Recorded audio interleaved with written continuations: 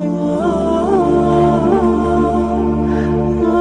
کے نبی علیہ السلام سے کسی صحابی نے پوچھا، یا رسول اللہ صلی اللہ علیہ وسلم، زکوٰۃ کا سب سے زیادہ حقدار کون ہے؟ حضور علیہ السلام نے فرمایا، سب سے پہلے قریبی رشتہ دار ہیں جو زکوٰۃ کے حقدار ہوتے ہیں۔ بھائی اگر مالدار ہے، بہن غریب ہے، بہن کو زکوٰۃ کا مال دے سکتا ہے۔ بھائی اپنے بھائی کو زکوٰۃ دے سکتا ہے، بھائی اپنے بہن کو زکوٰۃ دے سکتا ہے، اور بہن مالدار ہے، بھائی غریب ہے، اور بھائی کو اپنا زکوٰۃ بہن دے سکتی ہے۔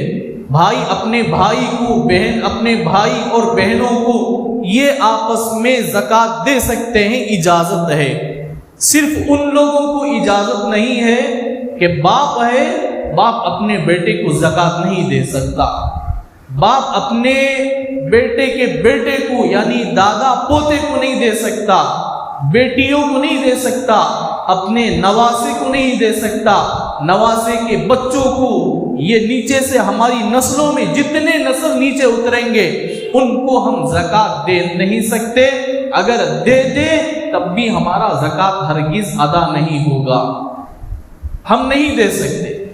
اوپر میں ہمارے والدین کو ہم نہیں دے سکتے، ہمارے دادا اور نانا نانی، دادا دادی کو نہیں دے سکتے، اور ان کے والدین کو نہیں دے سکتے، اور ان کے والدین جہاں تک ہماری نسلیں اوپر ہیں وہاں تک ہم زکوٰۃ نہیں دے سکتے۔